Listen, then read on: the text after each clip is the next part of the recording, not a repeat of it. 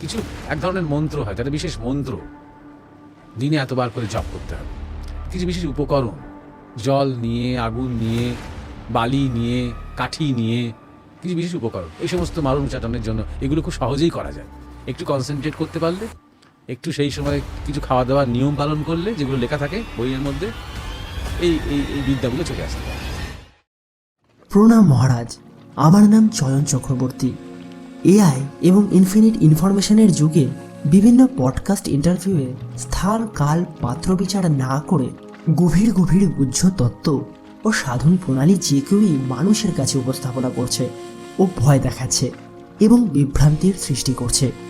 আর যেটা সাধনা, যা সম্পূর্ণ গুরুমুখী গুপ্তবিদ্যা হওয়া উচিত, এইসব যারা শুনছে এবং পড়ছে তারা কতটা তৈরি এবং তাদের কতটা ধারণা আছে, এইসব নিয়ে কেউই ভাবছে না। এই নিয়ে আপনি কি ভাবেন? প্রথমে বলে রাখি যে আমি কিছুই ভাবি না, আমি দেখি যা কিছু হচ্ছে। আমার ভালো লাগতে পারে, আমার মন্দ লাগতে পারে, আমার শুভ মনে হতে পারে, আমার অশুভ মনে হতে পারে। আমার মনে হওয়াতে বা তোমার মনে হওয়াতে কিছু এসে যায় না। মহামায়ের এই জগৎ যেমন চলছে তিনি চালাচ্ছেন। আমাদের যেটুকু দায়িত্ব আছে, আমাদের যেটুকু ভূমিকা আছে, সৎভাবে সেটুকু পালন করে যাওয়াই আমাদের কর্তব্য। তবে কথা যখন উঠল তখন এইবার ভাবতে আরম্ভ করছি, আগে থেকে যে খুব ভাবছি তা নয়।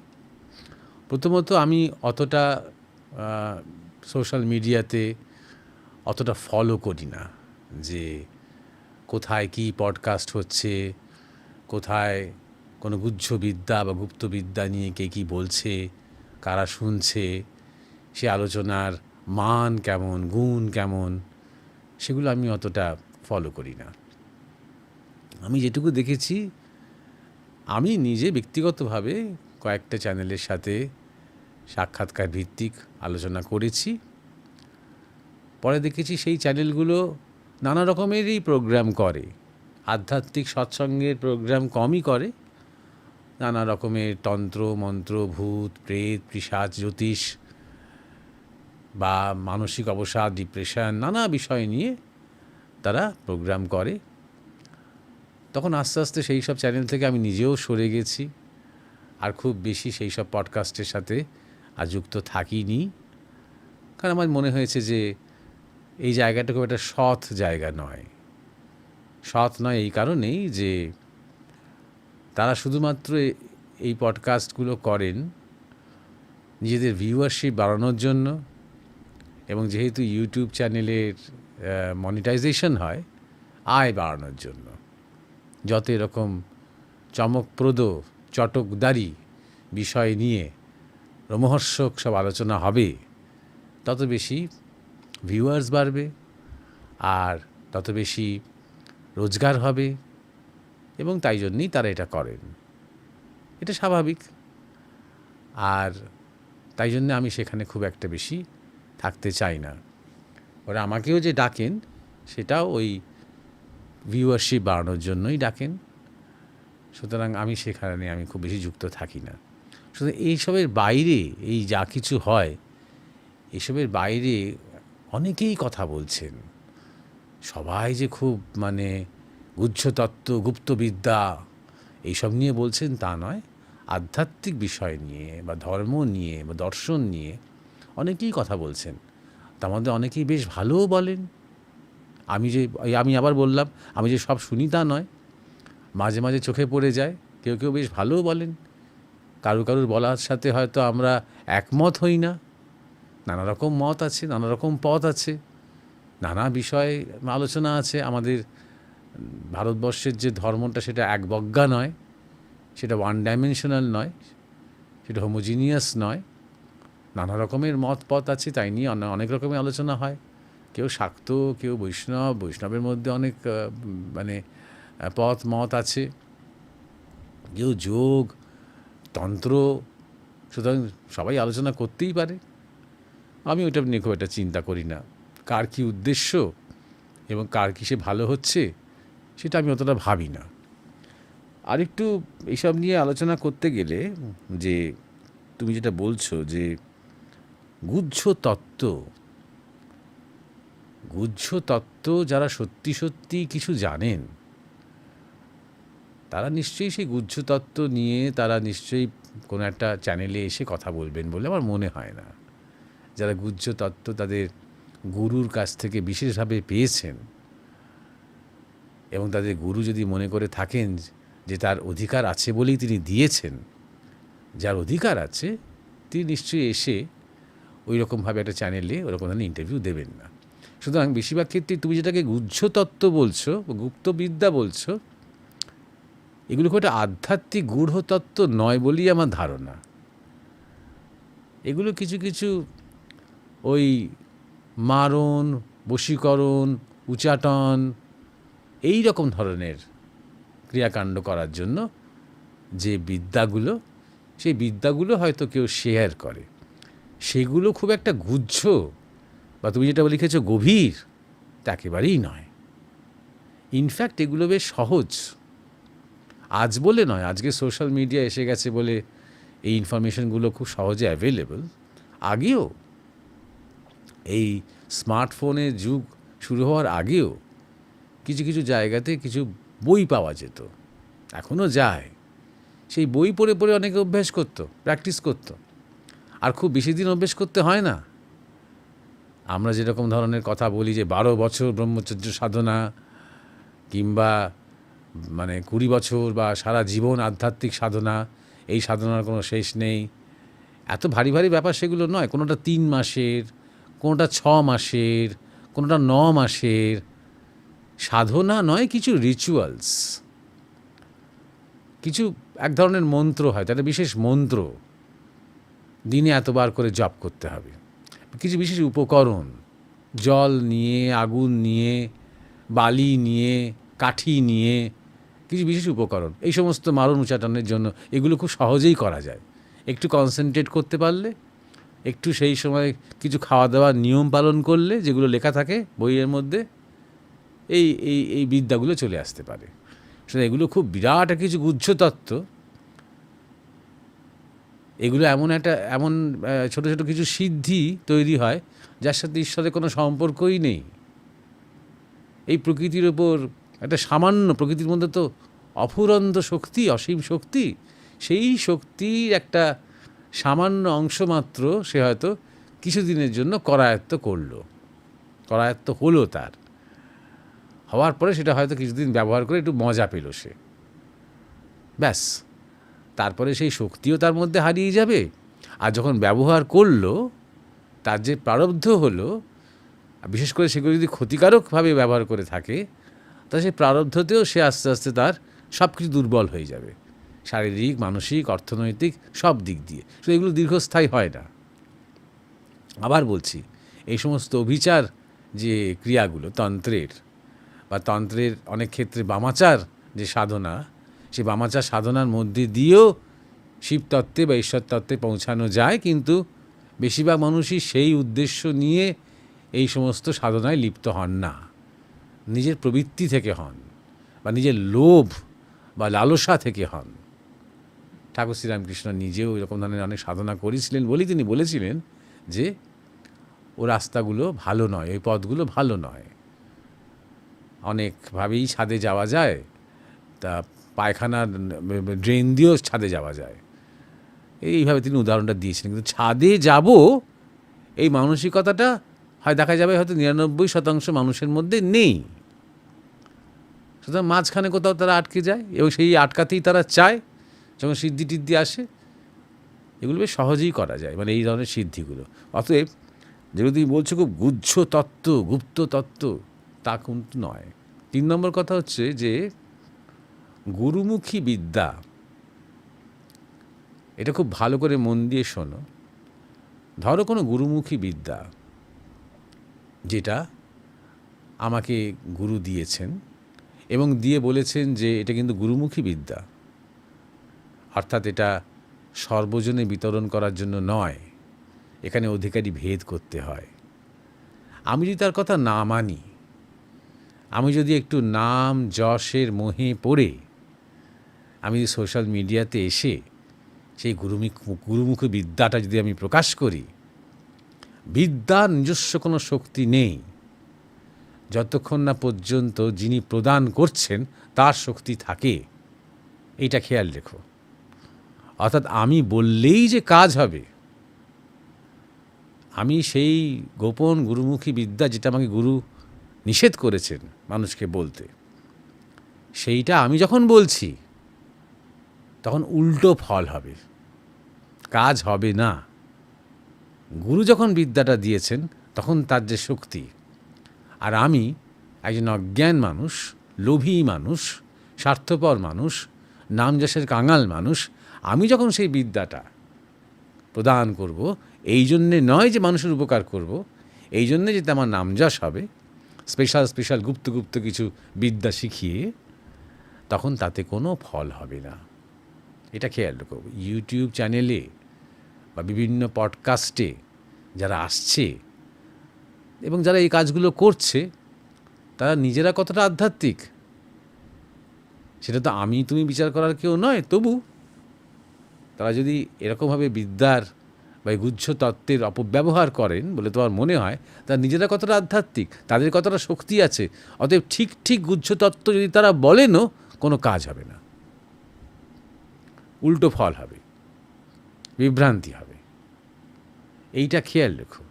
মানে ধরা যাক, আমি আরও সরল উদাহরণ দিচ্ছি, যে তুমি মনে মনে ছোটোবেলা থেকে কোনো একজন দেবীকে, কোনো আমাদের হিন্দু কোনো দেবীকে, শাক্ত কোনো দেবীকে তোমার ইষ্ট বলে মনে করো, কারণ তোমার সেই দেবী হয়তো তোমাদের দেবতা, তোমার মা বাবা সবাই হয়তো তাঁরই ভক্ত, তুমি ছোটোবেলা থেকে সেই দেখেই বড় হয়েছো এবং তাকেই তুমিও তোমার ইষ্ট বলে মনে করো। তখন তোমার গুরুকরণ হয়নি। এবার কিন্তু তুমি পাঁজি টাজি খুলে কিংবা শাস্ত্র ঘেঁটে বার করে নিতে পারবে যে ওই দেবীর ইষ্ট মন্ত্রটা কী, সহজেই বার করতে পারবে, কঠিন নয়। তুমি যদি ভাবো যে ওই ইষ্টমন্ত্রটা জেনে নিয়ে এবং ইষ্টমূর্তিটা তো আমি পেয়েই গেছি, ব্যাস আর আমার দরকার নেই, এইবার আমি নিজের মধ্যে জপ করতে করতে আমার সাধনায় সিদ্ধি হবে, হবে না। কারণ সেই মন্ত্রের কোনো শক্তি নেই যেটা তুমি বই থেকে পড়ে নিয়েছো। এবার যখন তুমি সদ্গুরুর কাছে যাবে এবং সদ্গুরু দেখা গেল সে একই তোমার ইষ্টই তোমার জন্য সিলেক্ট করলেন, তিনি দেখলেন যে তোমার সংস্কারে ওই মূর্তিটিই রয়েছে এবং তার জন্য তিনি ওই একই মন্ত্রই তোমাকে দিলেন যে মন্ত্র তুমি একদিন ধরে জপ করে কোনো ফল পাওনি। যখনই গুরু দিলেন, যখনই গুরু তোমার কানের কাছে এসে ওই মন্ত্রটা 3 বার বা 4 বার বা 1 বার উচ্চারণ করলেন ফিস করে, আর সেটা যখন তোমার মধ্যে প্রবেশ করলো, তখন সেটা একটা মহাশক্তি তোমার মধ্যে গেল। অর্থাৎ শুধু মন্ত্রের শক্তি নয়, মন্ত্রদাতার শক্তি, তাতেই ওই মন্ত্রটা শক্তিমান হয়ে ওঠে, বলিয়ান হয়ে ওঠে। এই তত্ত্বটা ভালো করে বুঝবে। এটা 4 নম্বর কথা। আর 5 নম্বর কথা হলো যে দেখো, বেশিরভাগ মানুষই যারা আধ্যাত্মিক জ্ঞান বা ধর্মের জ্ঞানের খোঁজে ফোন ঘাঁটাঘাঁটি করে, তারা আসলে আধ্যাত্মিক পিপাসা তাদের মধ্যে বেশিরভাগ মানুষের মধ্যেই কিন্তু নেই।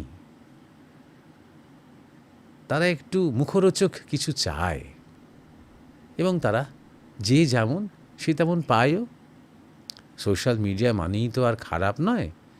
সোশ্যাল মিডিয়াতে অনেক কিছু ভালো ভালো কিছু জানা যায়, শেখা যায়। আমরা নিজেরাও প্রতিনিয়ত শিখছি। আজকে সোশ্যাল মিডিয়ার দৌলতেই কিছুটা আমরা আমাদের দেশের ইতিহাস জানতে পারছি, বুঝতে পারছি, অনেক ইনফরমেশন শেয়ার হচ্ছে।